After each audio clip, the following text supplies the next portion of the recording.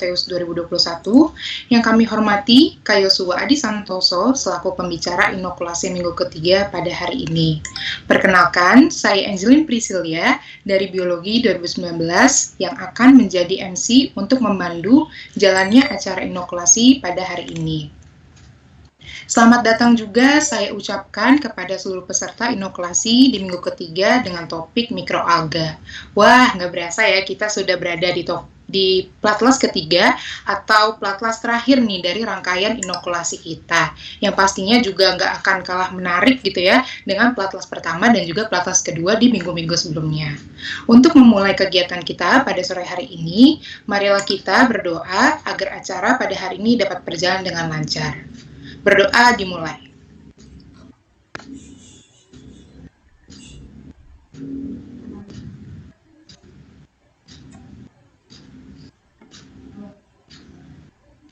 Baik, tidak ada kata cukup untuk berdoa. Baik, izinkan saya untuk membacakan terlebih dahulu susunan acara yang akan dilaksanakan pada hari ini. Pertama, akan ada pengenalan pembicara, selanjutnya akan ada pemaparan materi mikroalga oleh pembicara. Lalu, akan ada sesi tanya jawab, kemudian akan ada pemberian sertifikat untuk pembicara. Selanjutnya, akan ada pemberian instruksi tugas online oleh panitia dan sesi tanya jawab mengenai instruksi tugas. Lalu, akan ada pelaksanaan post-test peserta seperti biasa ya teman-teman, seperti di minggu-minggu sebelumnya. Kemudian yang terakhir akan ada penutupan serta sesi dokumentasi. Jadi diingatkan kembali nih ya kepada teman-teman, kepada seluruh peserta, jangan lupa untuk mengikuti acaranya hingga akhir karena akan ada post-test sebagai salah satu komponen penilaian dan juga jangan lupa nantinya untuk mengisi link absensi yang akan dibagikan melalui kolom chat ya teman-teman. Baik, mungkin Kak Yosua sudah masuk ya ke dalam room meeting kita pada sore hari ini. Halo, selamat sore Kak Yosua. Sore, aku masih di jalan. 5 Oh. menit lagi sambil nunggu. Kayaknya kita ngobrol dulu dikit boleh kali ya. Materi kita kan tentang keluarga ya. Iya Kak. Ini suara aku jelas nggak? Akan lagi di jalan. Oh, jelas sih Kak, cuman agak sedikit kresek-kresek gitu, maksudnya kayak tapi cukup jelas Kak. Halo? Halo, ya. Halo? Halo? Ya Kak? Ya Kak, terdengar Kak.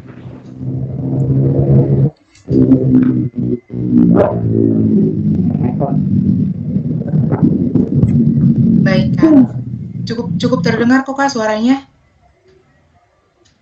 Oke, sambil nunggu, aku mau tahu dulu yang ikut pelatihan ini dari antara berapa ya? Kenapa Kak? Mungkin suaranya agak mendem ya Kak ya? Suaranya tadi cukup jelas tapi sekarang agak mendem Kak, jadi kurang terdengar Kak. Kalau sekarang masih mendem? Ya, coba kan diulangi, mungkin boleh. Masih mendem? Oke, sekarang lebih baik sih Kak, lebih baik. Sekarang yang ikut kelas ini angkatan berapa ya? Oh, dari angkatan 2021, 2020 sama ada angkatan 2019 juga Kak. Tapi ada angkatan 2018 juga gitu. Jadi beragam sih Kak dari berbagai angkatan. Oke. Kalau gitu berhubung materi kita ini kan mengenai mikroalga, sebelumnya kenalan dulu kali ya, kenalan dikit sama aku kali ya, kan nggak kenal maka nggak sayang ya kata orang ya. Iya nggak sih? Betul Kak. Jadi ya maksudnya kalau kalian mau memahami apa mikroalga, kalian juga palingnya ya sedikit banyak harus sedikit tahu dulu juga sih maksudnya mikroalga itu gimana, maksudnya ya sebagai mikrobiologi terlepas nanti kalian akan meneliti apa, menurutku nggak masalah lah kalau kita harus tahu dikit mengenai mikroalga itu apa. Jadi aku mau tanya teman-teman, kira-kira apa yang teman-teman ketahui tentang mikroalga gitu loh. Oh, Oke Kak, terima kasih Kak. Mungkin aku boleh tunjuk kali ya salah satu dari teman-teman. Mungkin boleh. Ya. Mungkin boleh ini deh. Risma. kira-kira kalau misalnya kamu dengar kata mikroalga, apa sih yang kamu pikirkan gitu? Tadi ya, seperti pertanyaan Kak Yosua.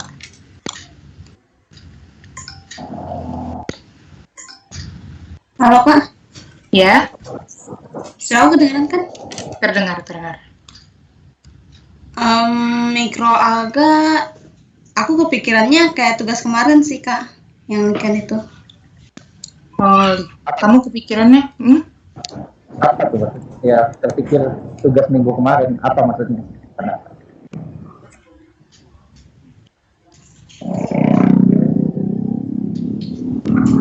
Oh, jadi Kak, katanya Risma, dia terpikir tugas minggu kemarin yaitu pernah tugasnya untuk mencari tentang lichen gitu Kak. Jadi mikroalga, Risma mengingatnya tentang lichen gitu. Padahal mungkin Kak Yosua nanti bisa jelaskan kembali gitu ya kayak bahwa mikroalga dan lichen mungkin sesuatu yang berbeda gitu ya Kak. Oke, ya nggak masalah. Maksudnya kan dengan gini kan kita tahu ya apa maksudnya gimana teman-teman semua memandang mikroalga gitu loh. Maksudnya mengenal mikroalga itu udah sejauh apa gitu. Mungkin satu lagi kali dari yang cowok. Oh, dari cowok ya Kak ya. Ya. Mungkin boleh nih Fadil deh, Muhammad Fadil, gimana nih? Iya Kak. Ya, kalau dengar mikroalga, kamu kira-kira apa sih yang terpikir gitu? Kalau menurut aku tuh mikroalga tuh itu Kak, kayak mikroorganisme yang bikin biasanya kalau warna air tuh jadi warna hijau Kak. Kalau di kolam ikan gitu.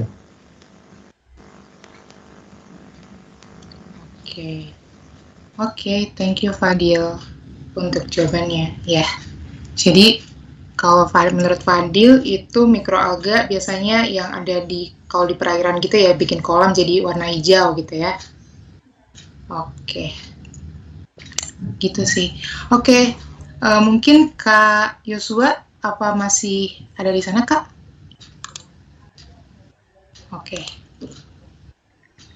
Oke, mungkin Kak Yosuanya tadi karena lagi di jalan ya, jadi mungkin sempat terputus dulu. Oke. Ya, jadi teman-teman seperti yang akan dibahas pada hari ini ya, kalau misalnya kita akan membahas tentang mikroalga gitu ya. Nah, mikroalga ini pastinya masih masuk juga ya ke dalam ruang lingkup mikrobiologi gitu ya. Jadi setelah kita kemarin belajar tentang macam-macam ya, tentang jamur gitu ya, ada juga tentang kita juga udah belajar tentang yang lain-lain juga gitu. Jadi minggu ini kita akan membahas tentang mikroalga.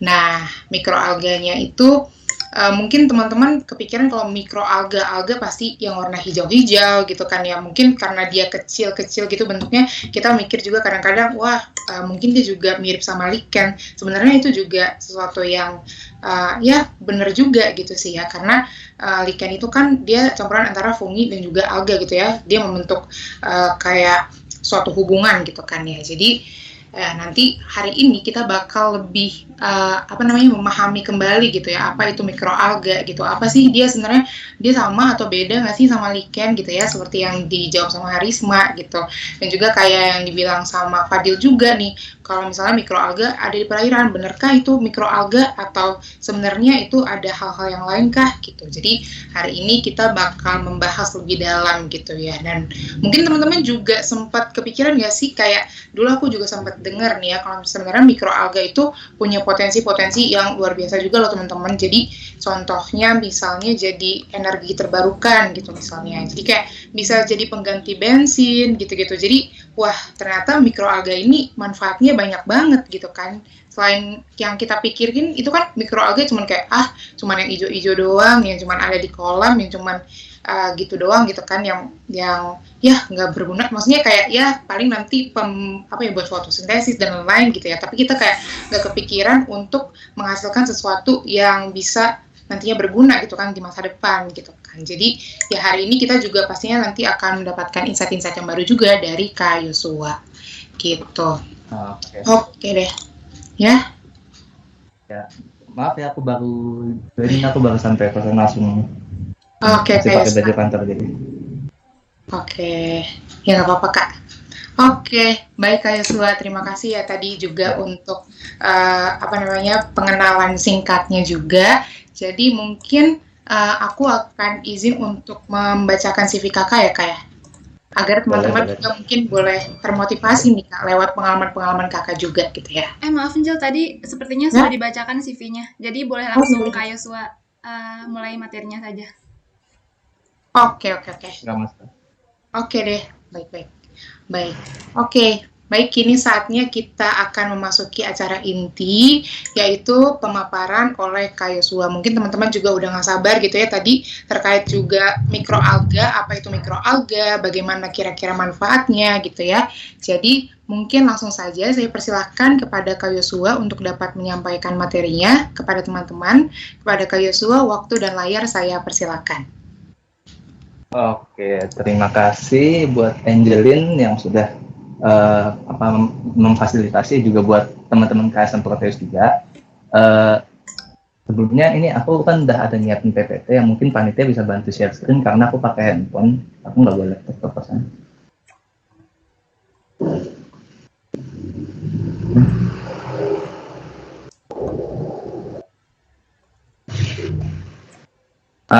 Ya biar kita nggak diem kan, tadi kan kita sudah sedikit bahas mengenai maksudnya apa yang teman-teman ketahui tentang mikroalga gitu loh. Kan teman-teman yang bilang kalau ingat mikroalga ingat weekend, ingat mikroalga ingat yang hijau-hijau yang ada di kolam, yang bikin kolam jadi hijau, yang bikin kolam jadi kelihatan jorok. Pasti pelakunya dianggap si mikroalga tuh. Padahal teman-teman jangan salah bahwa maksudnya mikroalga itu meskipun dia kecil tapi dia itu penyumbang cadangan oksigen terbesar loh. Maksudnya kalian boleh coba cari di jurnal dimanapun yang bilang, pasti semua jurnal akan bilang bahwa penyedia cadangan oksigen terbesar itu bukan tumbuhan darat, bukan hutan hujan. Hutan hujan mungkin hanya sekian persennya, tapi ya 60%, 70% cadangan oksigen kita tuh disiapinnya dibuatnya tuh oleh mikroalga gitu loh. Cyanobacteria lebih tepatnya, karena cyanobacteria jauh lebih banyak karena dia kan prokariot ya, hidupnya lebih lama, lebih duluan kayak gitu. Jadi mikroalga tuh nggak sebatas hanya sekedar yang bikin kolam kalau misalkan teman-teman lihat kalau misalkan di selang air suka warna hijau-hijau, itu bukan alga ya teman-teman, yaitu lumut ya, beda. Jadi jangan disamakan semua yang hijau-hijau yang bikin kotor tuh alga, jangan gitu. Nah, boleh lanjut slide aja sih, dilanjutkan mungkin slide-nya. Kita mau kenal lebih dekat dulu.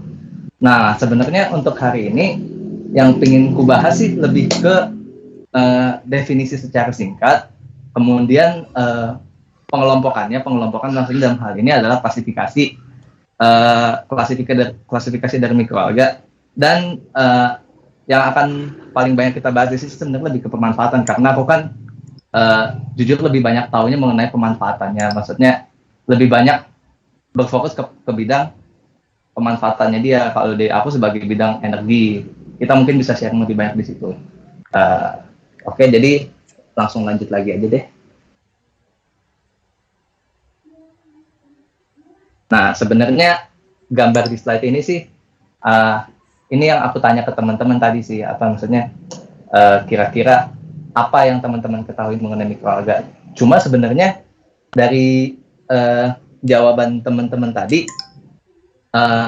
aku masih belum menemukan ada jawaban yang menggigit gitu, yang maksudnya bisa menggetarkan hati bahwa definisi mikroalga tuh kayak gitu, kayak gimana gitu. Jadi mungkin ada nggak teman-teman yang mau coba lagi menjawab kira-kira apa itu mikroalga?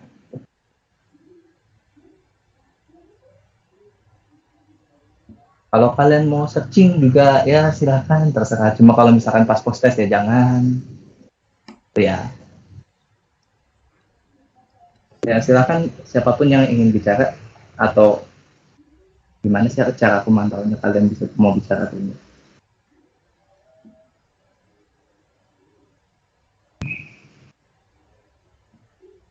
Nah, ada lagi nggak? Apa by chat ya? Ayo dong. Apa? Masih ingetin kan? Mungkin boleh ditunjuk saja, Kak, biar kayak langsung dijawab oleh teman-teman. Oh, oke. Siapa ya? Pun nggak banyak kenal sih. Aku penasaran sih siapa yang anak 18 ya tadi ya, ada ya kalau nggak salah ya. Anak 18 yang ada di sini, yang ikut apa namanya, pelatnas. Siapa ya?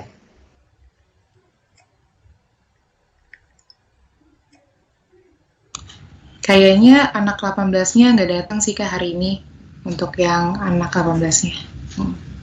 Kalau gitu yang anak 19 deh. Karena mungkin kupikir harusnya kalau anak 19 mungkin udah ketemu ini ya, udah ketemu apa namanya, udah ketemu keanekaragaman mikroorganisme sih. Harusnya paling nggak mereka udah sedikit belajar mengenai mikroalga sih. Ada nggak kalau yang 19? Kalau nggak ada juga ya udah deh. Random.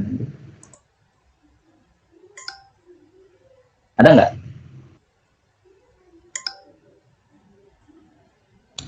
Kayaknya nggak ada juga deh, Kak, untuk 19-nya. Mungkin Oh, ya udah. 20 sama 21 untuk saat ini yang ada. Oh ya udah, oke deh. Kalau gitu ini siapa ya? Muhammad Arkan Hidayatullah ya. Ya dia aja deh. Ya apa yang kamu ketahui mengenai mikroalga gitu? Kan orangnya dan Muhammad Arkan. Kalau Kak, apa Oh. saya terdengar? Ya dengar nih, jelas. Oke.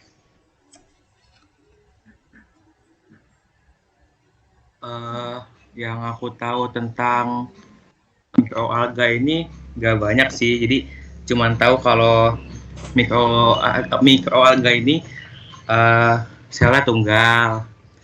Terus juga dia tuh ukurannya tuh 1 sampai 50 mikrometer. Terus juga bentuknya banyak. Ada yang bulat, oval, manjang kayak yang di gambar ini.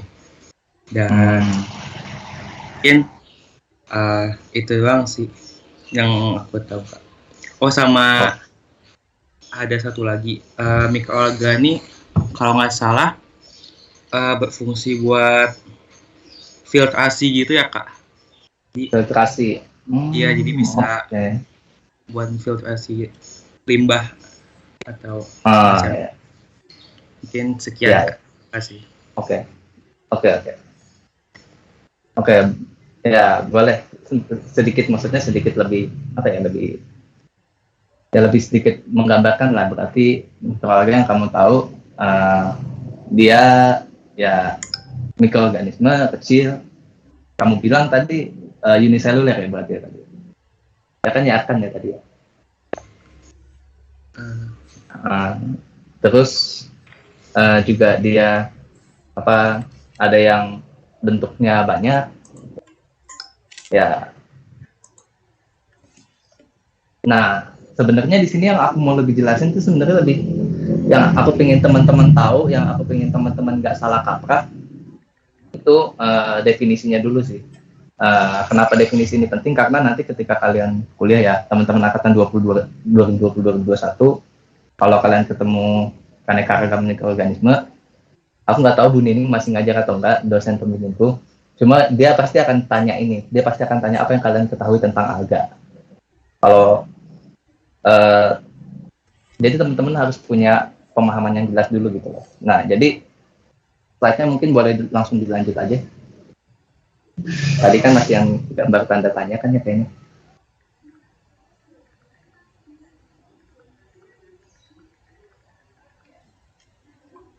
Nah, jadi kalau misalkan kita mau definisikan, sebenarnya mikroalga itu sebuah kelompok non taksa ya. Teman-teman paham nggak kelompok non taksa itu apa?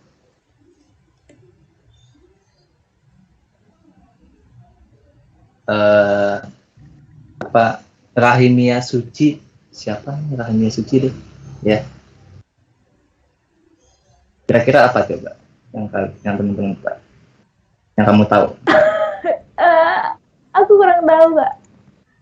Oh oke ya, Kak. nggak apa-apa. Enggak, mungkin dari panitianya aja deh, Erina Aurelia deh sekalian coba. Halo Kak. Ya, enak aja cuma yang pelatnas doang yang itu, panitianya juga harus tahu dong. Oke. Kelompok non taksa itu berarti kalau taksa kan setahu aku yang masuk ke kelompok gitu ya Kak. Jadi taksa. Berarti kalau non taksa itu keluar dari kelompok atau bagaimana ya Kak? Tidak termasuk ke salah satu kelompok atau bagaimana ya? Aku juga masih agak bingung sih Kak. Ya oke. Sebenarnya aku paham apa yang mau kamu bilang, cuma mungkin pembahasannya kurang itu kali ya. Jadi sebenarnya kelompok taksa itu kan, kalau teman-teman tahu kan, kelompok taksa yang umum kan ada yang Plantae, Animalia, terus fungi gitu kan. Nah, itu yang namanya kelompok taksa, kelompok yang dijadikan standar internasional gitu. Maksudnya pengelompokan untuk semua hewan dia masuk kelompok Plantae gitu. Hewan dia masuk Animalia, sorry. Itu kan semua tumbuhan yang berpembuluh yang berfotosintesis dia masuk anggota Plantae, misalkan kayak gitu. Nah, kalau kelompok non taksa itu dia kayak semacam kelompok nggak resmi gitu loh, kelompok nggak resmi yang kayak gimana ya, kalau kita bahasa sehari-harinya kayak ya kelompoknya ala anak tongkrongan lah. Jadi misalkan si mikroalga ini kan, kalau kita bahas lebih jauh kan ada yang cyanophyta yang dia prokariot, ada yang chlorophyta yang dia udah eukariot gitu. Tapi yang masuk kelompok taksa itu sebenarnya adalah cyanophyta dan chlorophyta gitu loh. Nah, cuma kalau misalkan kita ditanya sama orang-orang yang awam yang kayak apaan sih taksa gitu, ribet lah, kayak harus menghafal nama-nama Latin. Nah, gunanya kelompok non taksa ini sebenarnya untuk kayak mengelompokkan beberapa kelompok organisme itu dalam satu kelompok, tapi bukan dalam penamaan resmi ya. Jadi nggak ada kelompok taksa alga, nggak ada. Jadi yang ada ya, kalau misalkan alga, kita bahasnya yang mengenai cyanophyta, chlorophyta, rhodophyta, dan lain-lain. Nah, jadi kayak gitu. Itu biar teman-teman paham juga ya, karena percaya deh, pasti nanti kalian akan ditanya sama dosen-dosen keanik nanti. Apa kelompok non taksa, apalagi Bu Nining tuh pasti akan menekankan hal itu. Aku sebagai anak bimbingannya, aku memberikan bocoran-bocoran lebih dini dari sekarang gitu. Jadi balik lagi, mikroalga merupakan kelompok non taksa yang terdiri dari mikroorganisme yang tadi aku bilang ya. Mikroalga tuh nggak semuanya dia mungkin dia uniseluler, tapi dia belum tentu semuanya itu prokariot gitu loh. Ada yang prokariot, ada yang eukariot. Kenapa mereka bisa ada prokariot dan eukariot? Nanti kita akan belajar lebih jauh kenapa bisa kayak gitu. Dan pada intinya mikroalga itu mampu melakukan fotosintesis sebagai bagian dari proses metabolismenya. Jadi secara umum mikroalga itu sifatnya ya fotoautotrof. Walaupun pada kenyataannya ada juga alga yang sifatnya heterotrof seperti itu. Jadi metabolismenya nggak memanfaatkan cahaya, ada juga, tapi dia tetap dikategorikan sebagai alga gitu sih. Nah, kemudian mikroalga itu dapat ditemukan di hampir di seluruh permukaan bumi ya, mau di daratan, di bebatuan ada, di perairan apalagi banyak. Coba kalau misalkan aku mau ngetes teman-teman, iseng aja sih, emang aku anaknya kayak gini. Siapa ya? Risma Ariyanti. Ada? Halo Kak. Ya, kalau menurut Risma, alga lebih banyak di perairan tawar atau perairan laut? Tapi kalau salah, Halo? halo Kak. Ya, lebih banyak di perairan tawar atau perairan laut kalau menurut Risma? Laut. Tapi nggak tahu itu Laut. benar apa enggak. Oke. Ya udah. Kenapa bilang laut? Karena cakupan laut lebih luas dibanding air tawar. Gitu. Oke, menarik. Boleh. Oke, nanti kita akan jawab itu di akhir nanti ya. Nah, sekarang boleh lanjut next slide dulu. Nah, kalau teman-teman tadi kan aku bilang ya, mikroalga itu ada yang prokariot, ada yang eukariot. Dari mana kita bisa tahu maksudnya mikroalga tuh ada yang prokariot, ada yang eukariot? Ya, untuk menjelaskannya tuh ya kita menggunakan teori ini, teori endosimbiosis. Teori endosimbiosis itu pada intinya kalau kita bedah dari kata-katanya endo, di dalam, simbiosis itu suatu hubungan yang antara dua organisme gitu loh. Jadi endosimbiosis itu adalah suatu teori di mana ada dua makhluk hidup nih. Anggaplah makhluk hidup ya. Cuma kalau di sini kita bahasnya mengenai sel mikroorganisme, ya kita anggap dua mikroorganisme. Mereka bersimbiosis, cuma yang satu itu ada di dalamnya si mikroorganisme yang lain yang lebih besar, kira-kira seperti itu. Nah, kalau misalkan teman-teman lihat di gambar ya, endosimbiosis itu tuh ada macam-macam tingkatannya. Ada endosimbiosis primer, ada endosimbiosis sekunder, dan ada endosimbiosis tersier. Itu tergantung dari, maksudnya berapa kali dia udah jalan endosimbiosis gitu. Jadi kalau endosimbiosis primer itu anggapannya satu mikroorganisme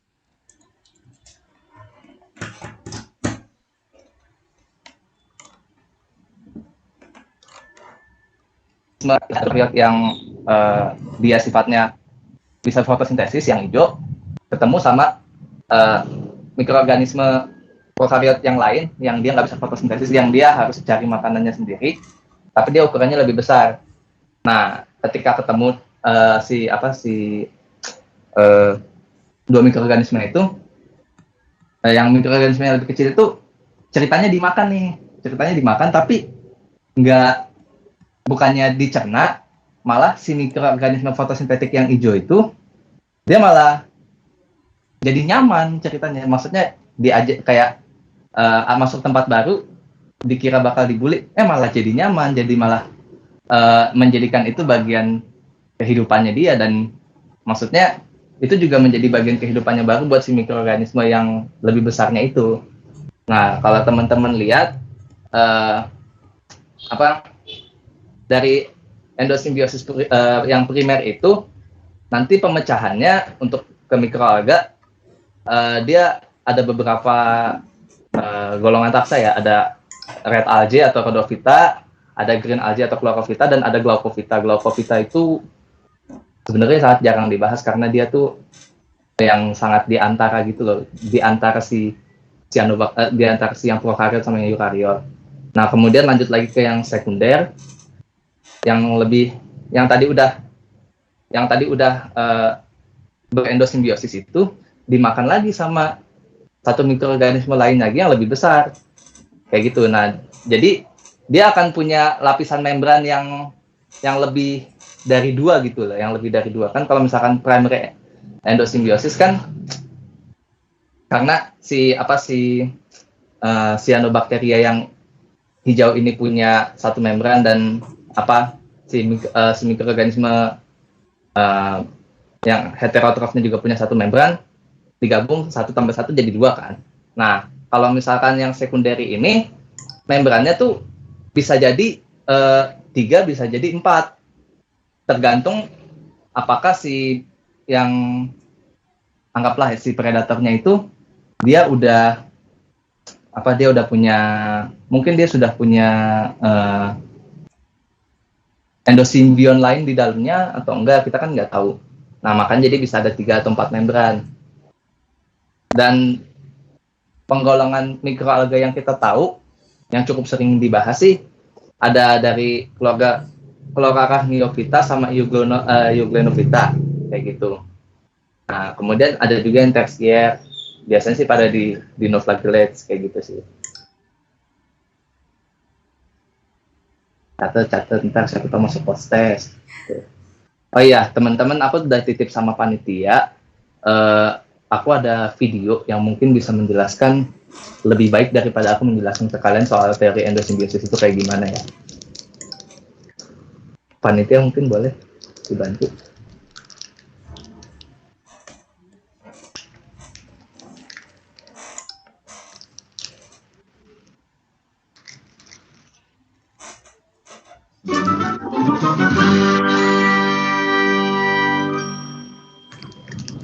There are a lot of amazing theories in science. The general theory of relativity, atomic theory, the cell theory. And one thing we want to point out about a scientific theory is that it's a lot different from how you might use the word theory in your daily life. A scientific theory is not an educated guess.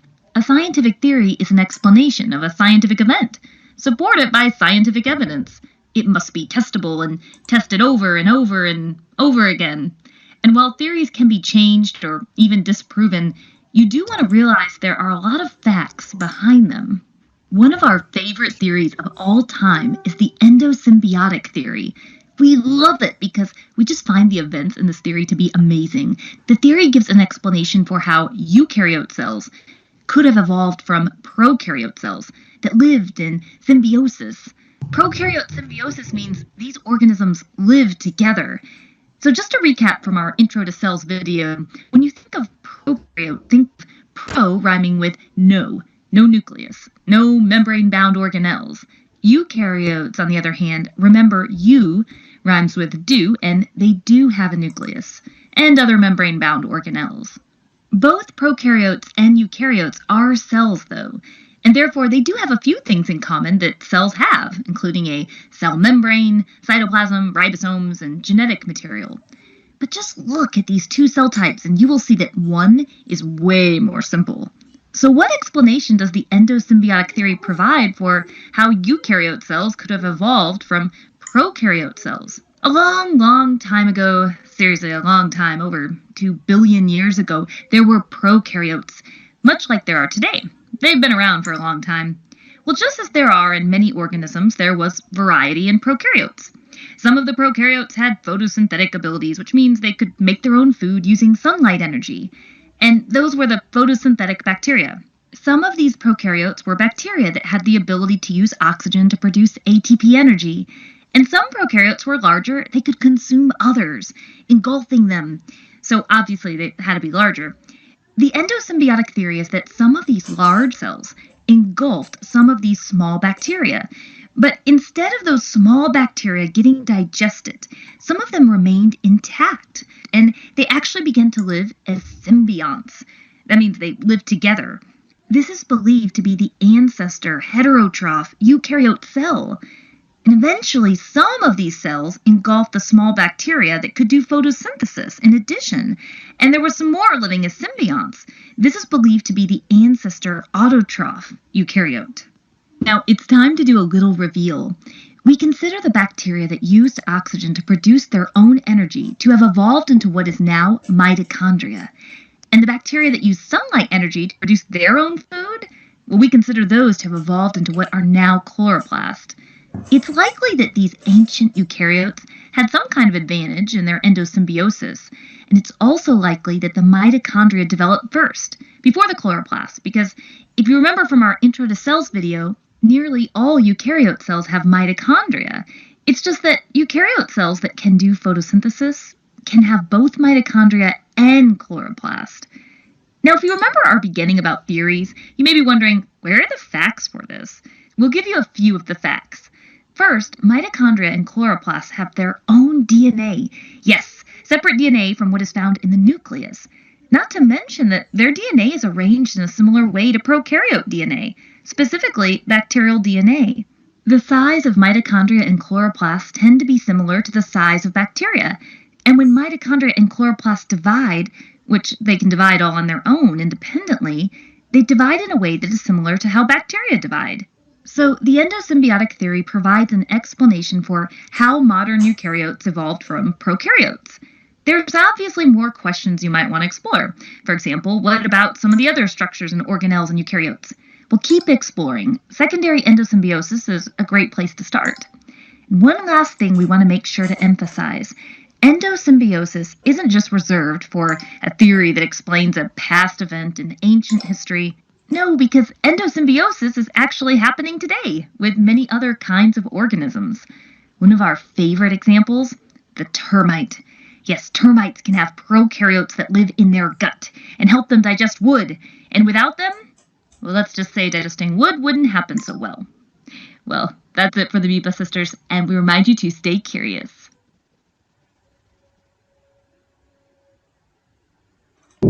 Ya, jadi kira-kira kayak gitu ya, teman-teman. Maksudnya,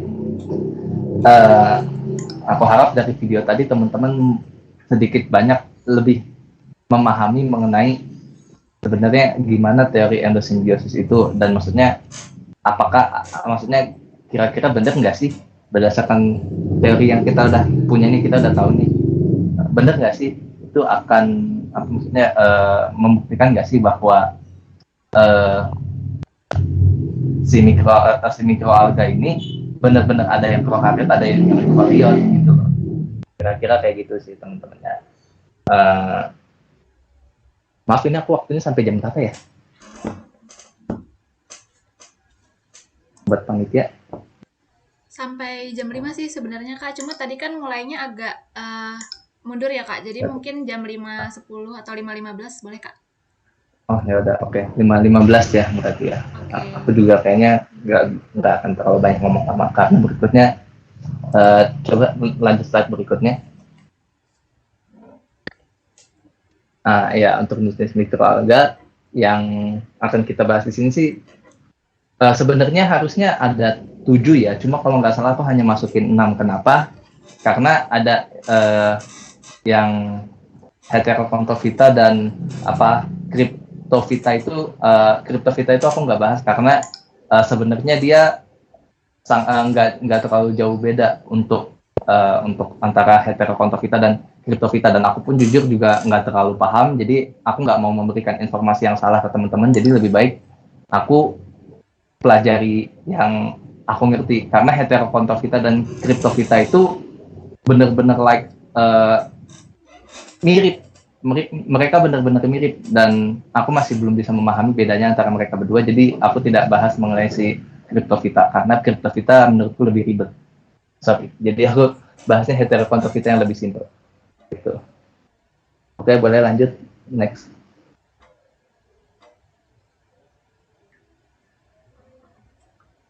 Ya, untuk yang pertama kita bahasnya Cyanophyta ya. Kalau misalkan ditanya apa yang masuk kelompok taksa, yang masuk kelompok taksa tuh ini Cyanophyta ya, bukan Cyanobacteria. Kalau Cyanobacteria itu lebih ke lebih ke mirip sih. Aku kalau misalkan mau bilang, in my opinion, Cyanobacteria itu sama aja kayak si alga, sama aja kayak alga, dia kelompok non taksa. Ketika ditanya taksonomi, tidak ada tingkatan taksonomi Cyanobacteria, yang ada tuh Cyanophyta kalau untuk tingkatan taksonomi. Jadi ini teman-teman harus perhatikan ya, harus detail. Jadi untuk tingkatan taksonomi itu yang ada Cyanophyta, kan ada Vita, Vice, gitu-gitu kan. Nah, untuk Cyanophyta ini kelompok taksa mikroorganisme fotosintetik yang prokaryot. Jadi dia tidak mempunyai membran nukleus, ya kan? Maksudnya dia sebagai mikroorganisme fotosintetik yang paling sederhana lah. Aku kalau ditanya juga mungkin prokaryot sama eukaryot, disuruh definisinya yang benar mungkin juga udah agak lupa. Paling aku ingetnya prokaryot tuh dia tidak punya membran inti ya, aku ingat seperti itu. Dan mereka tuh tidak punya organel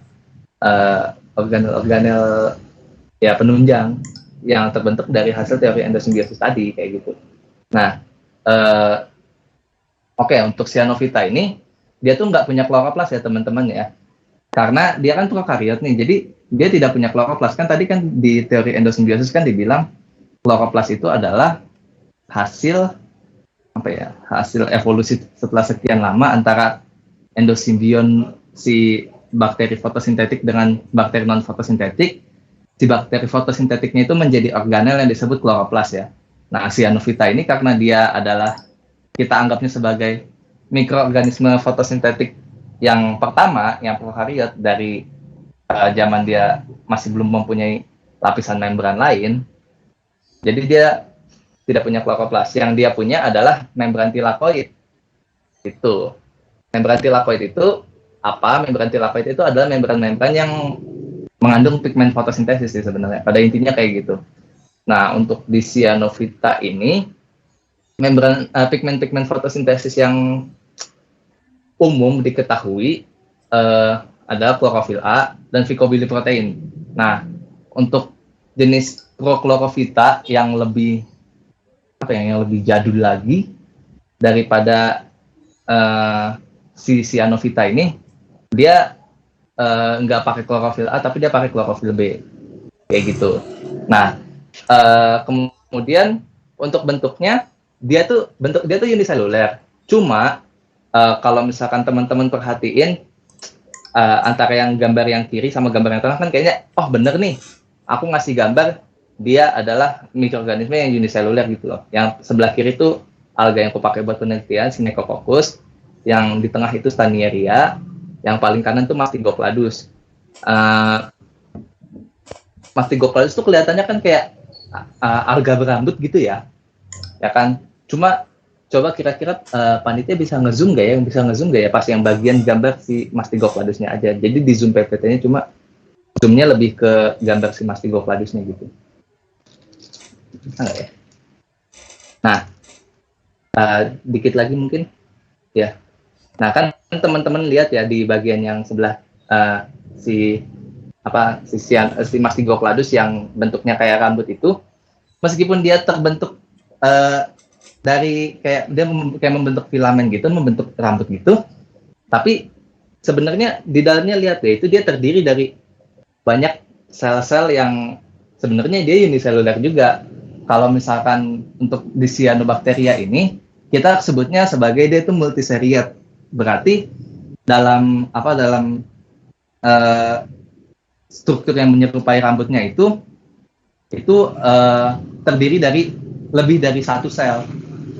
Tapi kalau misalkan ditanya sebenarnya si Mastigopladus itu yang mana?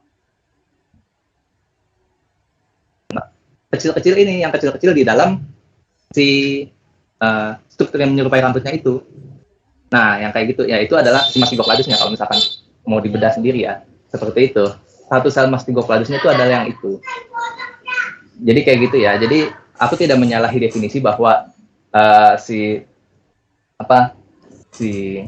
cyanophyta itu uniseluler ya. Dia masih uniseluler meskipun dia tumbuhnya tuh membentuk filamen. Nah, kenapa aku lebih banyak ngomong di cyanobacteria karena di cyanophyta karena aku menelitinya mengenai cyanophyta, jadi aku sedikit banyak lebih tahu mengenai cyanophyta daripada yang lain. Jadi mungkin kalau misalkan nanti di kelompok alga lain teman-teman merasa penjelasanku kurang mantep, aku mohon maaf dulu ya di awal. Jadi kayak gitu, kenapa dia bisa membentuk struktur filamen kayak gitu ya karena dia membentuk itu ada lapisan kayak menyerupai kitin tapi bukan kitin gitu loh. Jadi itu sebagai bentuk adaptasinya dia di lingkungan yang kurang baik gitu. Seperti itu sih. Karena mungkin aku nggak tahu ya, ini hanya hipotesisku sendiri aja. Mungkin teman-teman kalau misalkan mau berhipotesis liar juga silakan. Di logika singkat itu kayak mikirnya mungkin selnya terlalu lemah sehingga dia membutuhkan sebuah pelindung gitu, sebuah pelindung supaya si sel-sel mikroorganismenya ini bisa hidup ya sebagai satu sel gitu, sebagai satu satuan hidup, kira-kira seperti itu sih. Kira-kira gitu yang bisa sedikit aku gambarkan mengenai si cyanophyta. Kalau misalkan teman-teman mau tahu lebih banyak, teman-teman baca buku psikologinya Lee, karena materi hari ini aku mostly ambil dari psikologi Lee. Psikologi Lee itu bukunya cukup lengkap. Nanti aku sertain itunya di daftar acuannya, teman-teman kalau mau lihat boleh. Itu. Oke, kita lanjut ke yang berikutnya deh. Nah, kemudian Glaucophyta. Glaucophyta ini aku mau bilang dia tuh sebagai kelompok antara. Kenapa kelompok antara? Jadi Glaucophyta ini tuh dia merupakan baratnya produk dari si endosimbiosis pertama. Tapi bedanya si endosimbionnya itu bukan menjadi organel bagi si yang lebih besarnya, tapi dia tuh juga kayak apa ya, kayak punya kesadaran sendiri gitulah. Kira-kira kayak gitu sih yang untuk menggambarkan mengenai Glaucophyta. Dan untuk yang meneliti Glaucophyta ini juga memang belum banyak karena memang kelompoknya itu sangat sedikit. Karena kan aku bilang dia kan kelompok antara dari mikroalga prokariot ke mikroalga eukariot, ke Chlorophyta dan Rhodophyta, kira-kira kayak gitu. Nah, di sini poin-poin yang aku catat adalah poin-poin yang kira-kira menjadi pembeda dari setiap tingkatan taksa ya. Jadi kalau misalkan ditanya, wah bedanya apa antara si Rhodophyta, si Chlorophyta, dan yang lain, kira-kira secara singkatnya kayak gini. Ini ciri-ciri yang pasti dipunyai cuma dipunyai oleh si Glaucophyta. Nah, jadi untuk Glaucophyta ini fotosintesisnya dilakukan oleh si cyanobacteria yang bersimbiosis dalam sel si Glaucophyta itu. Kan kalau aku bilang kalau dia udah bersimbiosis, dia udah membentuk kesatuan kan, aku sebutnya kan tadi kan sebagai organel ya, udah jadi organel baru si chloroplast. Nah, cuma kalau si Glaucophyta ini nih organ fotosintetiknya tuh belum jadi organel gitu loh. Dia masih kayak bahasa kasarnya mungkin dibilang punya aktivitas sendiri yang beda dari si hostnya gitu loh. Nah, cuma meskipun aktivitasnya beda tuh, aktivitas bedanya dia tuh tetap menunjang si hostnya gitu, kurang lebih kayak gitu sih. Nah, cyanobacteria yang bersimbiosis dalam sel ini disebutnya cyanel, kira-kira kayak gitu. Contohnya ada cyanophora yang sebelah kiri dan Glaucocystis yang sebelah kanan. Gitu. Kayak gitu sih untuk Glaucophyta. Oke, boleh lanjut. Nah, Chlorophyta berikutnya. Chlorophyta ini adalah mikroorganisme fotosintetik eukariot yang mana dia ini nantinya ketika kita bahas endosimbiosis berikutnya, dia akan menjadi nenek moyang, ancestor dari tumbuhan berpembuluh. Kalau misalkan Chlorophyta tuh, aku lupa ada tingkatan taksa yang setelah Chlorophyta. Cuma dia tuh disebutnya nanti dia masuk ke dalam golongan Viridiplantae. Viridiplantae itu udah yang kayak apa ya, udah kayak yang nenek moyang langsungnya tumbuhan lah, kira-kira kayak gitu sih. Nah, untuk Chlorophyta sendiri yang menjadi pembeda itu apa? Ya udah pasti karena dia udah mengalami endosimbiosis yang sempurna, si cyanobacteria yang tadi bersimbiosis sempurna jadi organel, makanya fotosintesis itu bisa kita bilang dilakukan di chloroplast. Nah, untuk Chlorophyta ini pigmen fotosintesisnya itu dia menggunakan chlorophyll A dan chlorophyll B. Nah, salah satu ciri unik dari si Chlorophyta ini adalah hasil fotosintesisnya itu ditemukannya di dalam chloroplastnya ya. Jadi kita bisa menemukan patinya di dalam si chloroplastnya itu. Jadi bukan di membran sitoplasmanya dia. Kan kalau aku nggak tahu ya, correct me if I'm wrong, kalau tidak salah habis fotosintesis itu si pati itu akan disimpan di vakuola kalau misalkan di tumbuhan. Cuma kan dia intinya kan akan keluar dari chloroplast kan. Nah, cuma kalau untuk Chlorophyta ini enggak, si patinya ini disimpannya di dalam chloroplast gitu loh.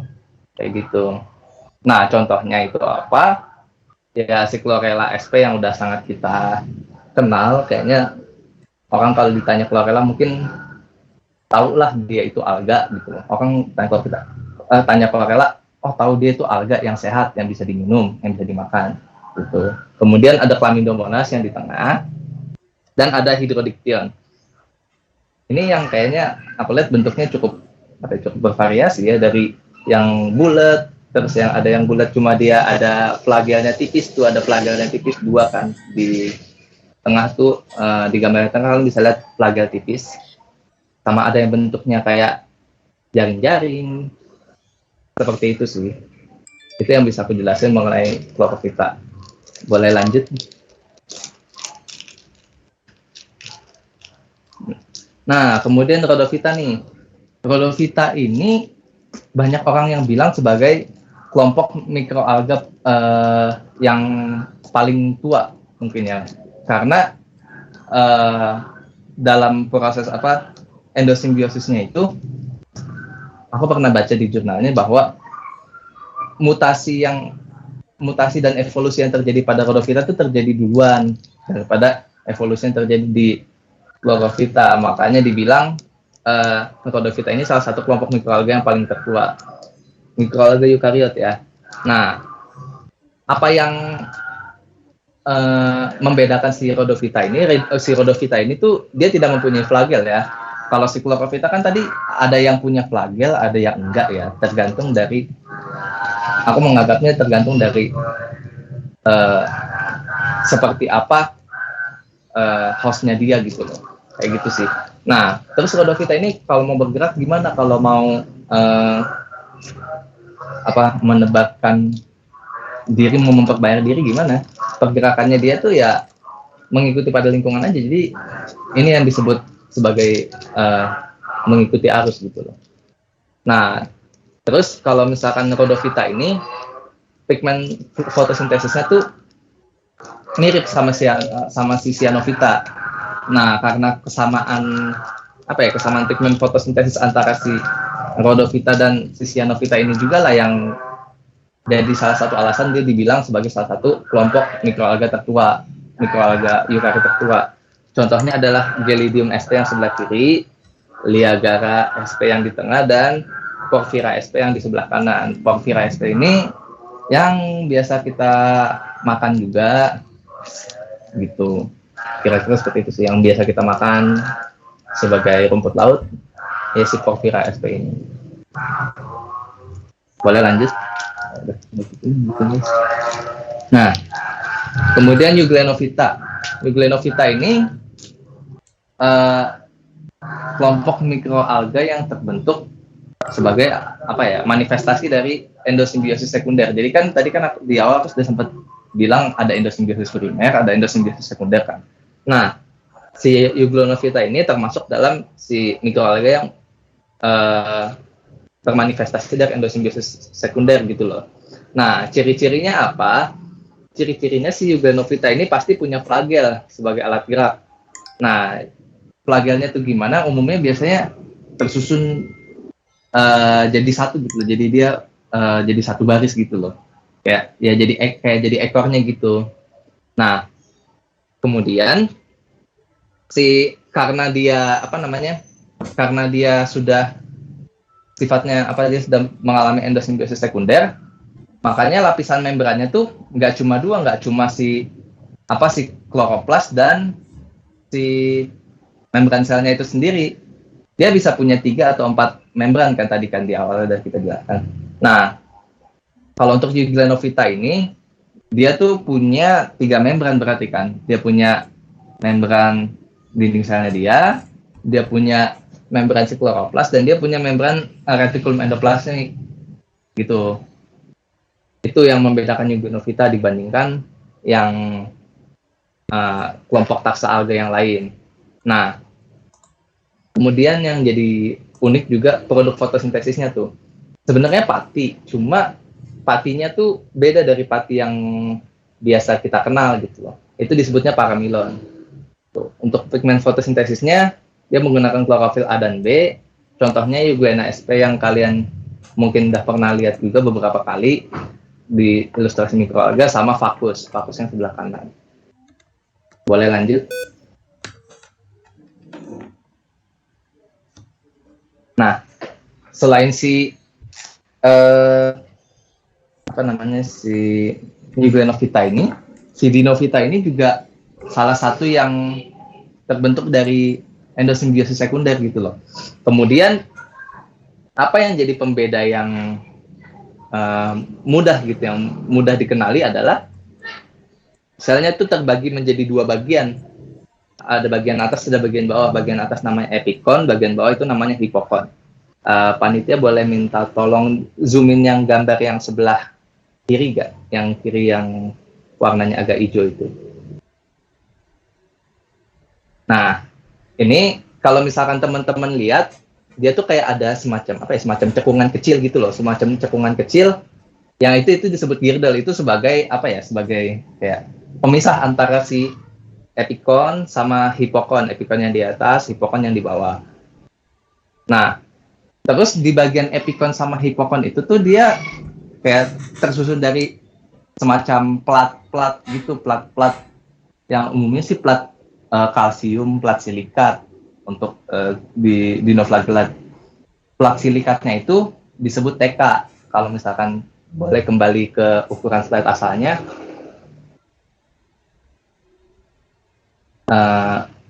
Aku tadi ada jelasin kayak di deskripsi si yang membedakan si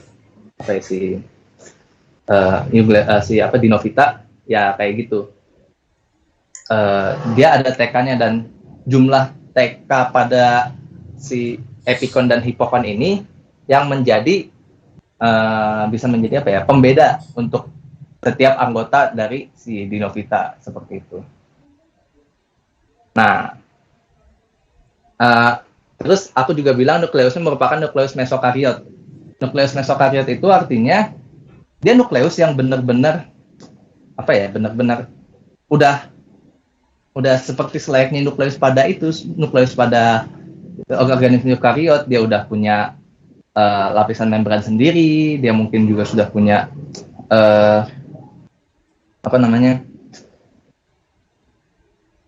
pokoknya dia punya lapisan membran yang sempurna deh, udah seperti nukleus pada eukariot.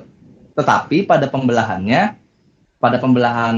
nukleusnya itu terjadinya nggak secara mitosis meiosis ya teman-teman ya. Untuk nukleus mesokariot ini dia terjadinya secara mitosis. Jadi nukleusnya misalkan bulat, dia bulatnya langsung kayak jadi dua bulat gitu loh, kayak bakteri, membelahnya tuh kayak bakteri. Jadi benar-benar nggak ada kayak pengurangan materi genetik dulu baru nanti dikembalikan lagi dari 2N jadi N baru jadi 2N lagi. Enggak, kalau misalkan nukleus mesokariot itu misalkan dia 2N, dia membelah diri langsung 2N gitu, kayak gitu, untuk menjelaskan nukleus mesokariot sih. Untuk pigmen fotosintesisnya dia menggunakan klorofil A dan klorofil C. Gitu. Contohnya adalah Skripsiella yang sebelah kiri dan Serratium yang di sebelah kanan. Lanjut. Oh, aku nggak bahas itu ya, nggak bahas mengenai heterokontofita ya. Ya udah deh. Karena heterokontofita itu sebenarnya adalah, ini aku bahasnya ngomong di sini aja. Heterokontofita itu sebenarnya adalah salah satu kelompok mikroalga yang dia tuh termanifestasi dari endosimbiosis tersier dia sebenarnya. Dan ciri-cirinya itu, kalau heterokontofita itu dia mempunyai flagel yang bentuknya kayak cambuk, mirip sama Euglenovita. Cuma bedanya kalau Euglenovita dia dari endosimbiosis sekunder. Nah, kalau si heterokontofita ini dari yang tersier gitu. Kalau misalkan untuk ditanya gimana jelasnya, aku perlu baca literatur yang lebih jelas lagi, lebih dalam lagi sih. Karena aku tidak terlalu memahami mengenai heterokontofita itu. Lanjut aja, langsung kita bahas ke pemanfaatan mikroalga. Yang bisa langsung kita rasakan manfaatnya, biasanya sih bisa dijadikan sebagai makanan ya. Kalau kalian makan rumput laut, kalian makan nori, kalau kalian minum suplemen suplemen kesehatan yang dari chlorella atau spirulina, minuman spirulina, itu adalah salah banyak dari bentuk pemanfaatan mikroalga sebagai makanan. Nah, kemudian tadi si Akan benar tuh, mikroalga juga mempunyai kemampuan untuk filtrasi, untuk menyaring limbah bisa, dia bisa untuk menyaring besi, bisa untuk menyaring logam-logam berat seperti itu. Nah, dan sepertinya ya untuk saat-saat ini sih banyak yang sudah mulai beralih, maksudnya udah mulai digencarkan gitu loh untuk menggunakan makanan dari berbahan mikroalga ini, karena mikroalga ini kan pertumbuhannya relatif cepat ya, jadi maksudnya nggak seperti tumbuhan yang perlu waktu mungkin misalkan seminggu atau mungkin 2 minggu atau sebulan atau mungkin bisa lebih, dan maksudnya dia sekali panen mungkin langsung habis gitu loh. Kalau misalkan mikroalga kita sekali panen belum tentu habis, kita nggak akan bisa pastikan bahwa mikroalga yang di dalam air yang udah kita panen itu udah benar-benar habis. Nanti mungkin tahu-tahu tiba-tiba seminggu kemudian udah ada lagi. Jadi kayak lebih sustainable gitu loh kalau untuk mikroalga. Makanya kenapa mulai sekarang ini banyak digalangkan untuk manfaatkan mikroalga, karena dia kan juga nggak makan banyak lahan ya, maksudnya lahannya mungkin bisa dimanfaatkan untuk yang lain juga, kira-kira seperti itu sih. Nah, lanjut, ini akan jadi slide terakhir lah ya kayaknya, habis ya ini. Sebagai sumber energi, untuk sekarang ini mulai banyak sih penelitian mengenai mikroalga itu dijadikan sebagai biofuel. Bahkan kalau teman-teman nanti mau cari di YouTube, ada iklannya dari ExxonMobil kalau nggak salah satu perusahaan minyak tuh. Jadi dia mengiklankan bagaimana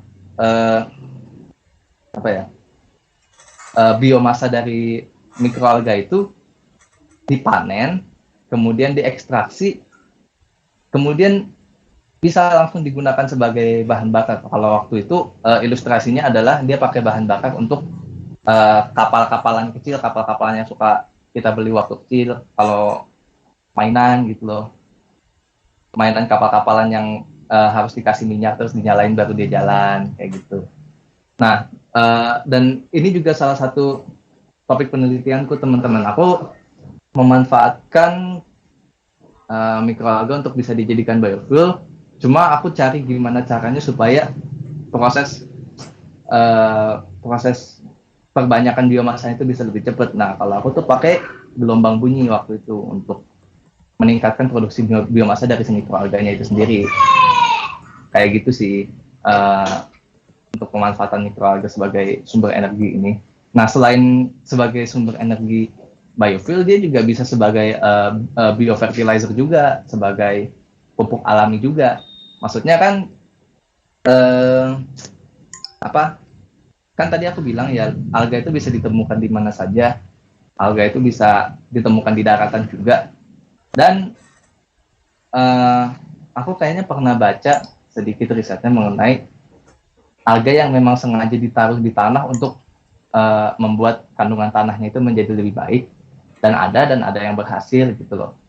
Nah, maksudnya dari sini kita bisa lihat bahwa pemanfaatan mikroalga itu sangat luas sekali gitu loh. Bisa jadi apa aja, bisa jadi sumber makanan, bisa jadi sumber obat, bisa jadi sumber energi juga.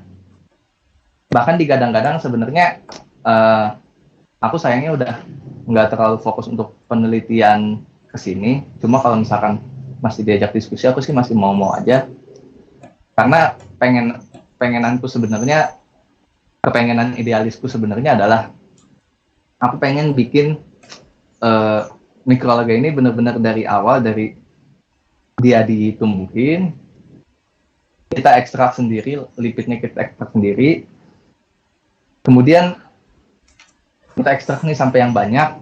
Aku tuh pokoknya pengen kayak yang di iklan ExxonMobil gitu loh, yang benar-benar bisa dipakai buat ngejalanin kapal yang bertenaga minyak ya berarti ya kan, karena kan si mikroalga ini kan dia ngasilin minyaknya itu dibakar bisa buat jalan kayak gitu. Sebenarnya itu salah satu idealisme aku yang masih belum tercapai, dan ya mungkin bisa tercapai, dan mungkin kalau ada teman-teman yang tertarik kita bisa diskusi bareng sih, nggak masalah sih. Meskipun aku sekarang kerjanya di bidang industri farmasi, cuma aku akan tetap berusaha untuk keep up to date lah di sini. Udah sih kayaknya itu aja sih yang bisa aku sampaikan untuk sore ini.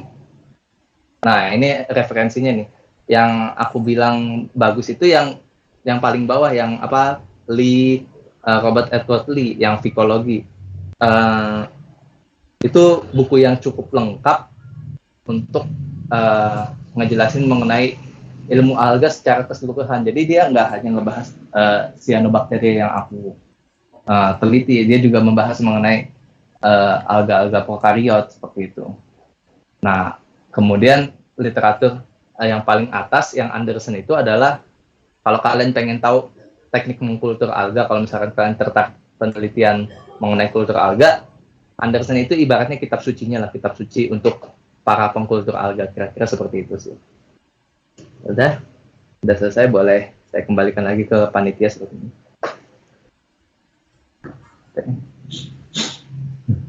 Baik, terima kasih Kak Yosua untuk pemaparan materinya. Wah, dari pemaparan materi yang sudah disampaikan oleh Kak Yosua, kita jadi semakin paham gitu ya mengenai apa itu mikroalga, terus kira-kira apa saja jenis-jenisnya gitu kan, dan juga klasifikasinya. Mungkin saya izin untuk merangkum gitu ya materi yang telah disampaikan oleh Kak Yosua pada hari ini.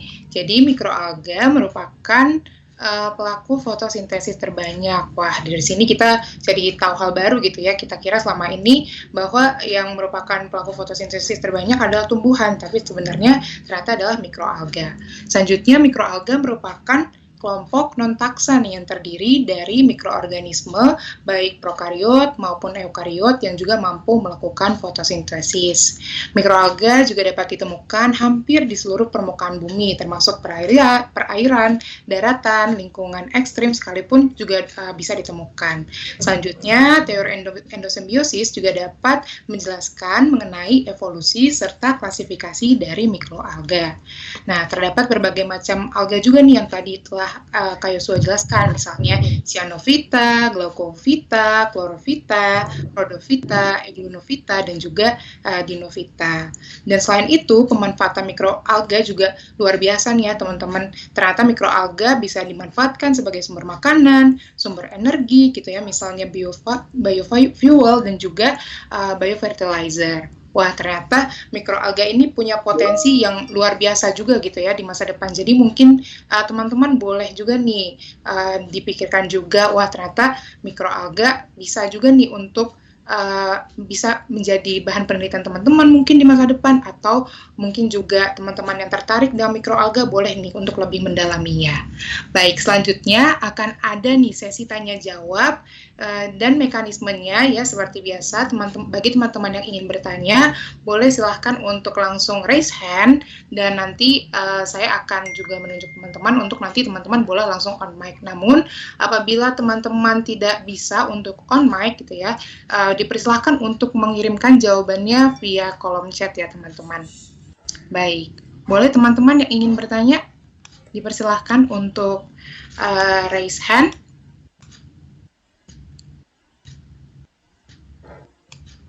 Baik, mungkin sambil menunggu teman-teman yang raise hand gitu ya Kak, mungkin aku izin bertanya nih Kak ya. Tadi kan Kakak sudah memaparkan gitu ya terkait materinya gitu ya. Halo Kak Yosua, apakah masih Ya. Oke. Masih dengar Kak. Oke. Baik Kak. Ya, tadi Kakak sudah memaparkan gitu ya Kak terkait dengan mikroalga, dan tadi terakhir sempat Kakak juga sebutkan bahwa mungkin pekerjaan Kakak saat ini itu nggak sejalan dengan mikroalga gitu ya Kak ya. Apa masih ada sebenarnya di dalam pekerjaan Kakak ini masih ada sedikit hubungannya dengan mikroalga atau bagaimana Kak kira-kira? Kalau untuk sekarang ini aku kan bekerja di industri farmasi ya. Jadi untuk saat ini karena aku lebih ke melakukan analisa mikrobiologi untuk setiap produk obat yang ada, jadinya belum terlalu ketemu sih, maksudnya belum terlalu ketemu antara si mikroalga dengan si industri obatnya. Mungkin lain cerita kalau misalkan kita propose nih untuk bawa misalkan alga, misalkan chlorella deh. Chlorella misalkan dia punya ekstraknya chlorella itu misalkan dia punya zat aktif yang bisa misalkan menurunkan berat badan misalnya, atau misalkan membantu metabolisme dalam tubuh. Harapanku sih aku bisa nanti nge-propose untuk ayo coba kita bikin deh, maksudnya obat dari alga gitu, maksudnya pengen dunia alga tuh lebih dikenal lagi, jadi tidak dipandang sebelah mata kayak tadi siapa sih yang bilang alga tuh identik sama apa air yang bikin hijau, siapa sih, aku lupa tadi. Nggak apa-apa, aku bukannya marah ya, maksudnya pengen membuat alga tidak dipandang sebelah mata kayak gitu sih. Oke, Kak, berarti ada rencana gitu ya ke depannya, Kak, untuk lebih membawa alga juga ya, Kak, ya? Maksudnya untuk bisa dimanfaatkan gitu ya tadi ya sebagai juga obat gitu ya, Kak, ya? Iya, pengen sih. Oke, Kak. Mungkin kalau terkait dengan penelitian Kakak waktu kemarin gitu ya, Kak, ya, itu kira-kira bagaimana sih, Kak? Maksudnya kira-kira apa yang Kakak teliti? Maksudnya tadi kan ada tentang klorofita. Nah, itu klorofitanya seperti apa, Kak, yang Kakak teliti saat itu? Oh, ya, kalau aku sih sebenarnya nelitinya cyanobacteria ya. Temanku Mesya yang neliti chlorophyta, temanku yang neliti chlorella. Nah, aku tadi nelitinya Synechococcus. Nggak apa-apa. Nah, jadi yang aku teliti adalah aku mau tahu gimana pengaruh gelombang bunyi. Karena kan kenapa aku pilih gelombang bunyi? Kita berangkat nih dari anak bayi, katanya kan didengerin lagu-lagu klasik, katanya bikin anak bayinya jadi lebih pinter, atau mungkin pertumbuhan otaknya lebih bagus kan. Nah, dari situ kita penasaran, masa cuma manusia aja sih yang kayak gitu, maksudnya kira-kira bisa nggak ya ke mikroalga gitu, karena kan setiap kan gelombang bunyi itu kan terdiri dari gelombang ya, maksudnya gelombang dengan frekuensi yang berbeda tuh pasti akan menyebabkan efek yang berbeda buat sel gitu loh. Nah, itu yang pengen kita cari tahu sebenarnya. Nah, waktu itu aku meneliti tentang itu. Awalnya aku telitinya pakai gelombang bunyi dari musik, jadi musiknya benar-benar aku play. Jadi ada musik yang diturunkan dari aktivitas mikroorganisme gitu loh. Kalau misalkan teman-teman penasaran, cari aja microbial bebop, itu musik-musik yang diturunkan dari aktivitas-aktivitas mikroorganisme. Ada yang aktivitas mikroorganisme fotosintetik, nanti dia bunyinya lebih terdengar girang. Ada yang dari aktivitas bakteri-bakteri, bunyinya juga beda lagi, kayak gitu. Nah, kemudian lanjutannya dari pertama aku sudah tahu, maksudnya ternyata gelombang musik ini kalau misalkan dikasih musik ini berpengaruh positif nih, ternyata berpengaruh positif ketika kita paparkan musik A dan musik B, sama-sama berpengaruh positif terhadap pertumbuhan si mikroalganya, walaupun yang di musik A ini yang dari aktivitas mikroorganisme fotosintetik itu maksudnya beda gitu loh pengaruhnya antara musik A sama musik B, yang dipengaruhi itu beda. Jadi waktu itu di penelitianku yang musik A yang dari aktivitas fotosintetik itu dia ngaruhnya lebih ke ningkatin jumlah selnya dengan cukup banyak gitu, cukup signifikan dibanding musik yang satunya. Nah, tapi yang musik satunya yang kita pakai yang dari aktivitas dan sequencing DNA bakteri itu di coding supaya jadi lagu, itu ternyata pengaruhnya lain lagi. Pengaruhnya ada juga yang positif juga, pengaruhnya terhadap kadar lemaknya, kadar lipid dari si mikroalga yang kita biakan gitu loh, yang kita biakan. Karena kan tadi kan goal kita di awal kan kita mau manfaatkan si mikroalga itu sebagai sumber bahan bakar ya. Jadi yang mau dicari kan si lipidnya itu kan, si minyak, lemak gitu loh. Nah ternyata si lemaknya ini bisa itu jadi lebih banyak justru di musik yang B, walaupun jumlah selnya nggak sebanyak ketika dikasih musik yang A. Nah itu kan menarik tuh, jadi masih sangat membuka peluang penelitian yang lebih lanjut sih sebenarnya sih, kayak gitu. Nah sedikit lagi, habis dari gelombang musik itu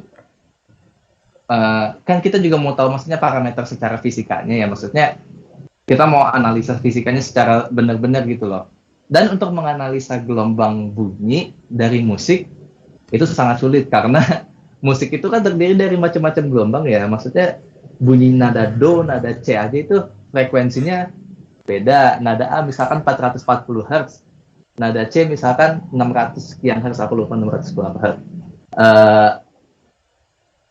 Beda gitu loh. Maksudnya kalau misalkan kita mau dari musik akan terlalu banyak parameter gelombang yang kita mau ambil.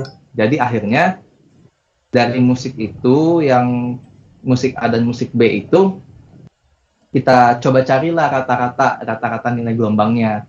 Rata-rata nilai gelombangnya berapa? Terus kita udah dapet nih nilai rata-rata gelombangnya nih. Nilai rata-rata gelombangnya katakanlah 300 Hz misalkan.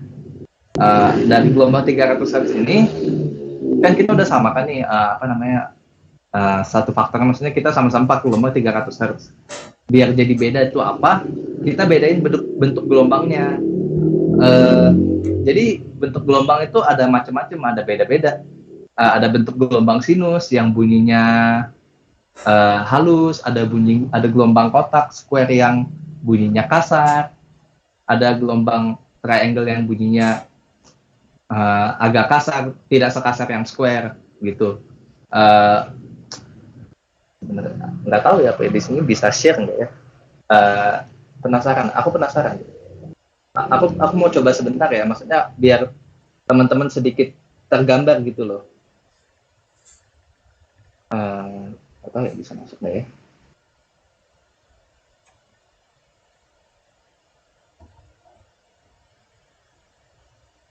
Teman-teman dengar sesuatu nggak sih tadi?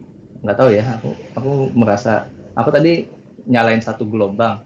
Cuma teman-teman dengar nggak sih tadi? Ada dengar sesuatu nggak kayak bunyi tut gitu?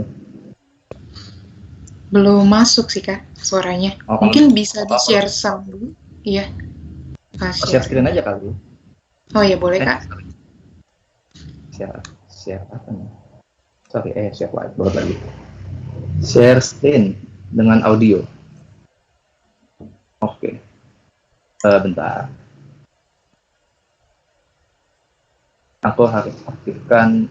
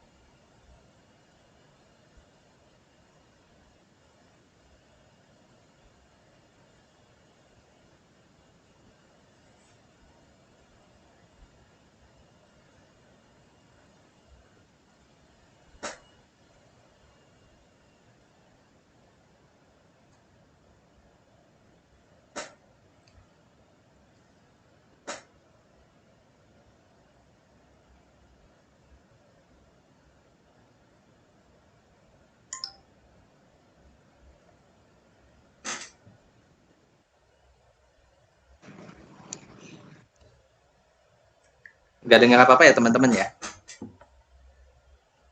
Iya Kak, belum masuk Kak. Kayaknya kalau misalkan nggak dengar ya udah. Cuma maksudnya pada intinya ya gitu. Nanti kalau misalkan teman-teman cari sendiri di aplikasi ini, frekuensi generator ini. Aku tuh waktu itu pakai dua gelombang yang beda, dua gelombang yang sine sama yang square ini. gelombang yang sign ini, nanti kalau misalkan teman-teman dengar, bunyinya akan kalem kayak bunyi bunyi flute gitu loh, kayak bunyi flute yang ditiup terus-terusan gitu. Kalau misalkan yang gelombang square, bentuk gelombangnya kayak gini dan bunyinya akan lebih kasar, seperti itu sih.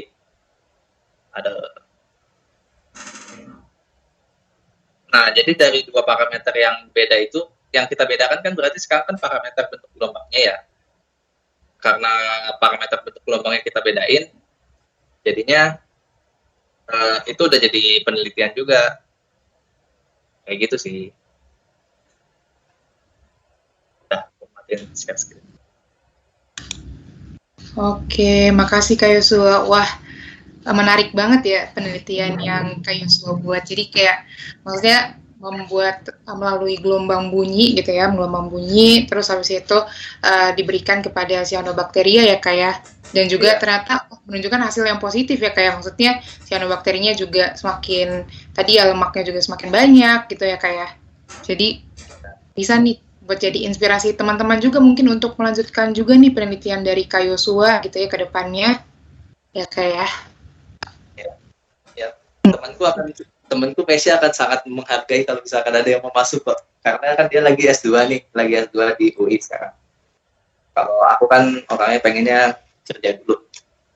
Nah, kalau dia lagi penelitian juga, dia ngelanjutin penelitian. Aku cuma bedanya dia pakai klorovita, dia pakai chlorella. Jadi belum ada yang ngerjain pakai cyanobacteria aja. Kalau ada yang mau ngerjain boleh. Barangkali dari teman-teman ada yang berminat.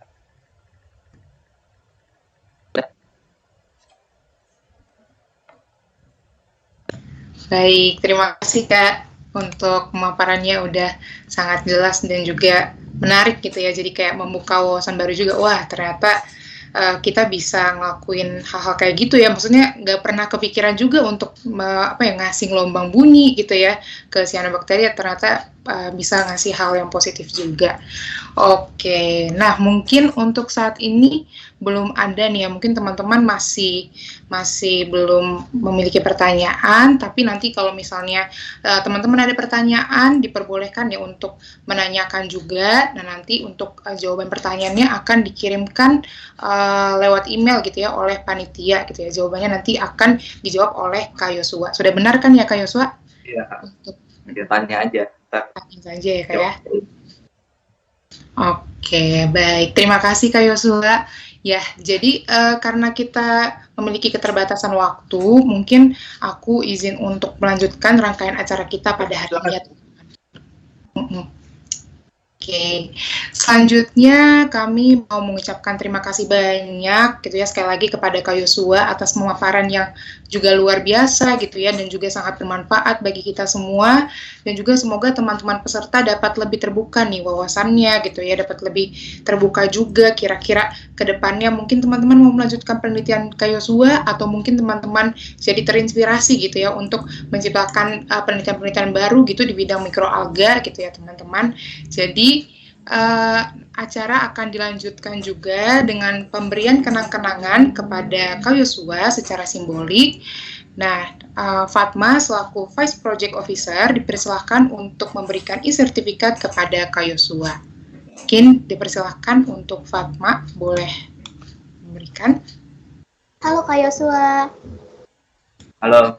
Perkenalkan, saya Fatma di sini sebagai Vice Project Officer yang menggantikan Om Gi karena sedang berhalangan. Sebelumnya saya ingin mengucapkan terima kasih banyak kepada Kak Yosua karena telah memberikan materi mengenai mikroalga yang sangat menarik dan informatif, dan telah bersedia bergabung bersama teman-teman inokulasi. Sekali lagi terima kasih banyak ya Kak Yosua. Sama-sama ya. Untuk sesi dokumentasi saya izin pimpin ya. 1, 2, 3.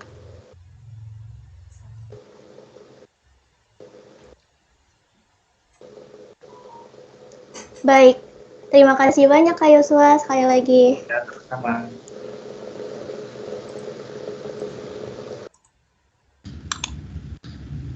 Baik, sekali lagi terima kasih kepada Fatma dan juga ke Yosua. Selanjutnya, saya ingin mengucapkan terima kasih juga nih kepada para peserta yang telah mengikuti seluruh rangkaian kegiatan inokulasi hingga saat ini dengan sangat antusias. Namun teman-teman peserta diharapkan jangan leave dulu ya, karena setelah ini kita masih akan melanjutkan dengan sesi-sesi selanjutnya. Selanjutnya, saya mau mengingatkan kepada teman-teman peserta untuk mengisi link absensi ya pada kolom chat. Jadi teman-teman jangan sampai datang gitu tapi lupa untuk mengisi absensinya. Gitu. Selanjutnya saya juga akan ada pemaparan dari divisi materi terkait pemaparan instruksi tugas online yang akan disampaikan oleh divisi materi. Mungkin kepada divisi materi saya persilahkan untuk memaparkan ya. Oke Kak Angel, makasih untuk waktunya. Sudah terdengar ya suaranya? Sudah. Oke, sebentar ini mau share screen.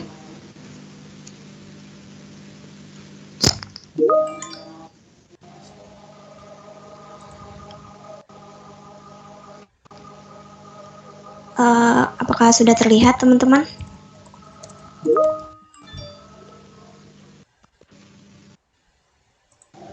Masih loading kayaknya Rahma ya. Belum muncul sih. Udah muncul Rahma. Oke, makasih. Oke, lanjut aja ya. Sekarang aku mau bacain tentang guidebook Platlas 3 Mikroalga. Langsung aja ke SOP Platlasnya. Jadi tujuan dari tugas ini yaitu calon anggota baru KSM Proteus dapat mencari tahu dan menyajikan informasi kepada masyarakat umum tentang mikroorganisme lewat pemaparan yang menarik dan menyenangkan. Untuk waktu pelaksanaannya dimulai dari hari ini, yaitu tanggal 19 November sampai 10 hari ke depan, sampai tanggal 29 November.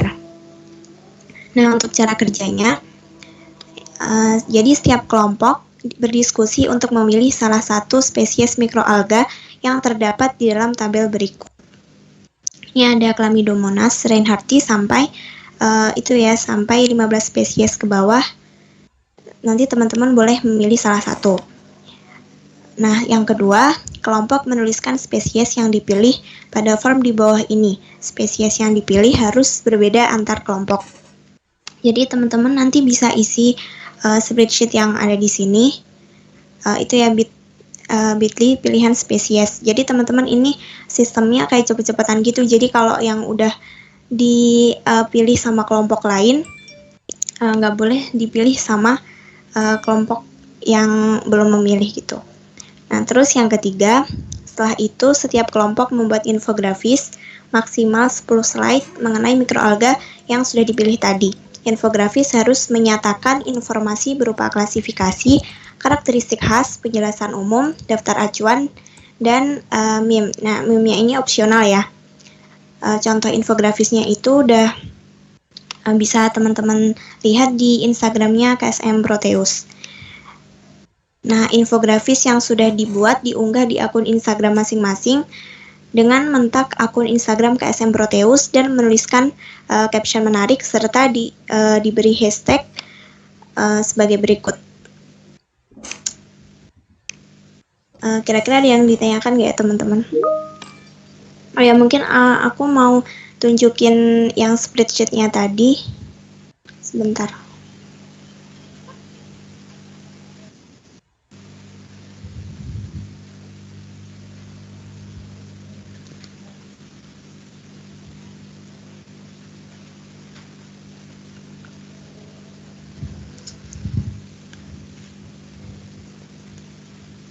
Udah kelihatan belum ya?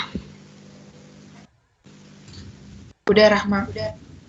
Ya, jadi ini ya nama spesiesnya. Nanti ke teman-teman isi di kelompok ini, kalian kelompok berapa gitu, dan jangan lupa buat fill color. Jadi buat menandai kalau spesiesnya itu udah dipilih, biar kelompok lain nggak milih spesies itu gitu. Ini contohnya 8 dan di fill color warna hijau gitu ya.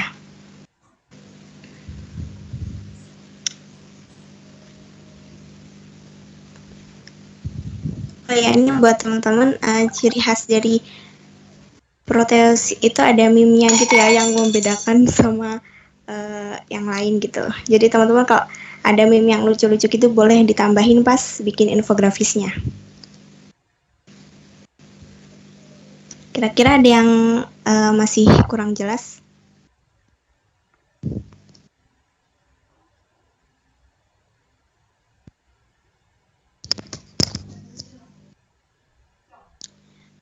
Oke deh, mungkin dari aku udah kayak Angel, aku kembalikan ke Angel. Oke.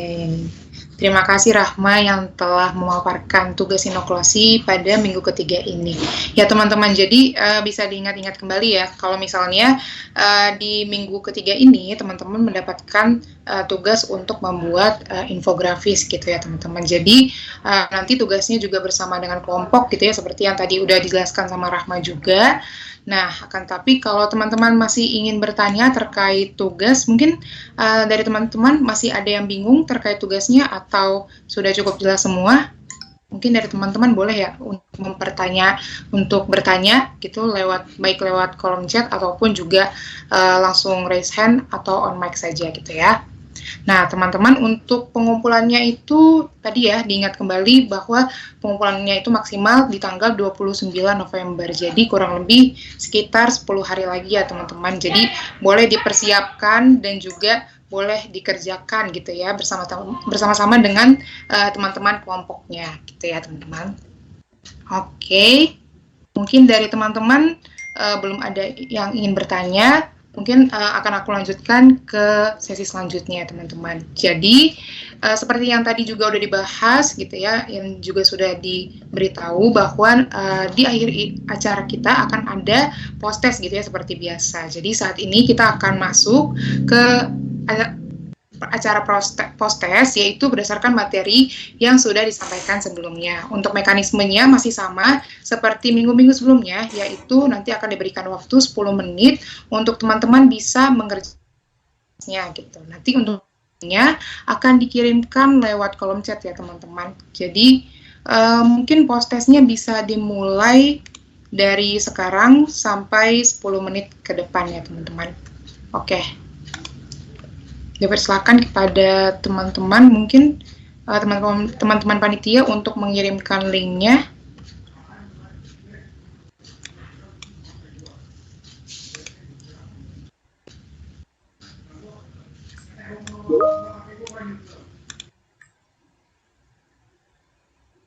Oke, baik.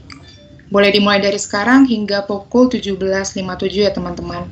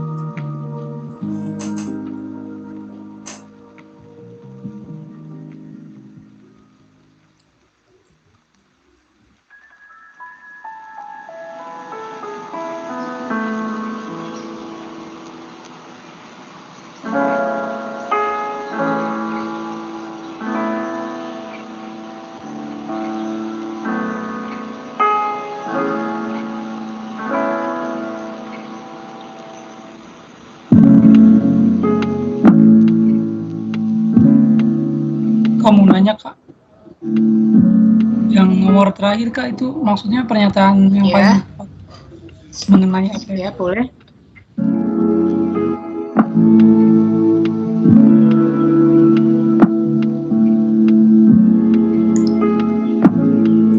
Ini Kak lewat kolom chat aja Kak.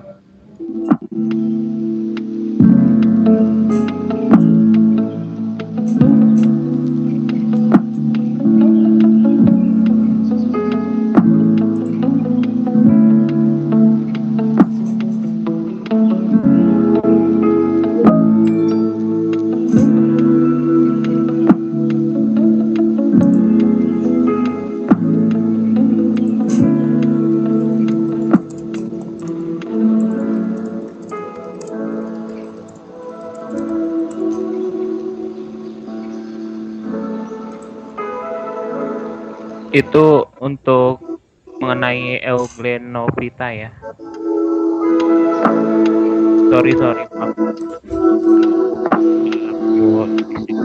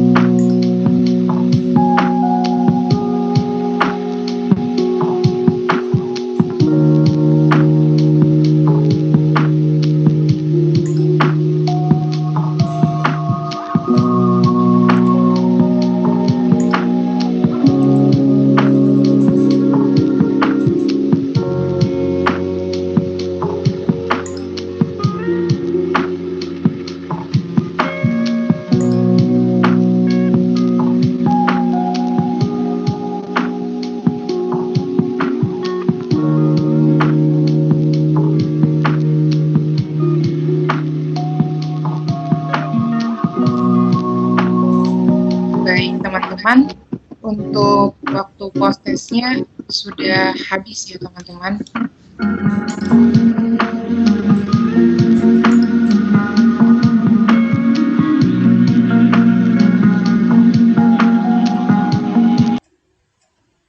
Oke. Baik teman-teman, untuk waktu post testnya sudah habis, akan tetapi bagi teman-teman yang masih mau untuk mengumpulkan jawabannya, masih ditunggu hingga 5 menit lagi pukul 18:03.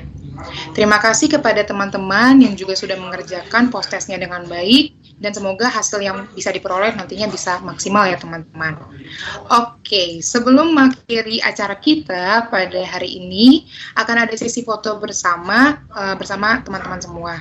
Nah, mungkin teman-teman yang belum on cam boleh nih untuk on cam terlebih dahulu agar kita bisa melakukan sesi foto bersama.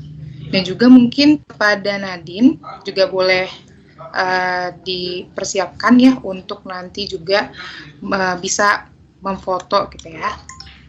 Baik, nanti saya akan memberikan aba-aba untuk sesi dokumentasi kali ini.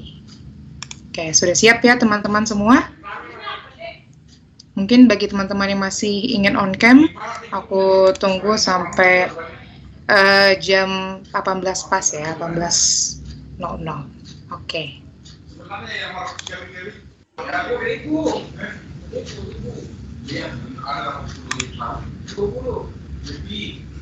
Oke, kita tunggu ya sebentar ya teman-teman.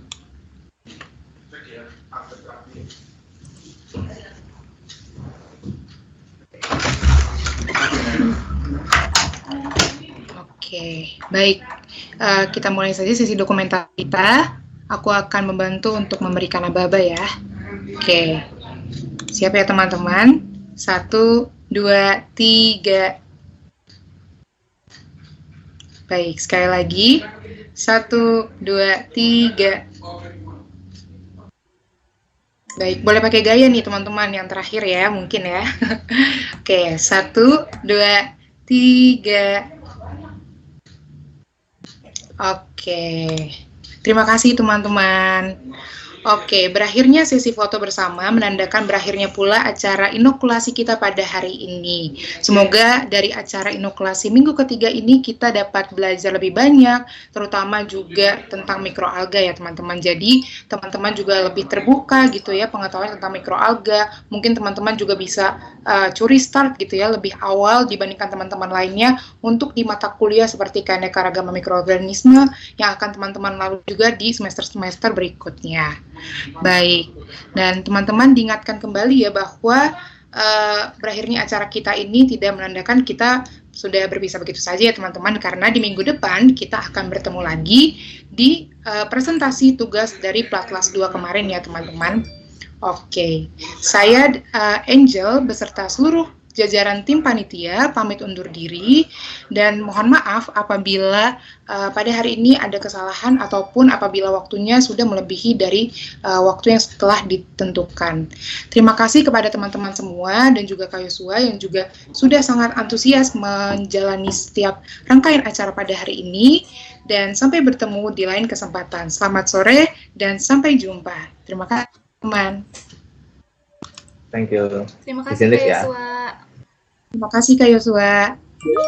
Terima kasih Kak Yosua. Terima kasih juga teman-teman yang sudah hadir. Selamat istirahat. Dan terima kasih juga teman-teman yang sudah hadir pada Platlas hari ini. Terima kasih Kak. Terima kasih Kak. Terima kasih Sama-sama. kembali. Dadah. Semangat, semangat.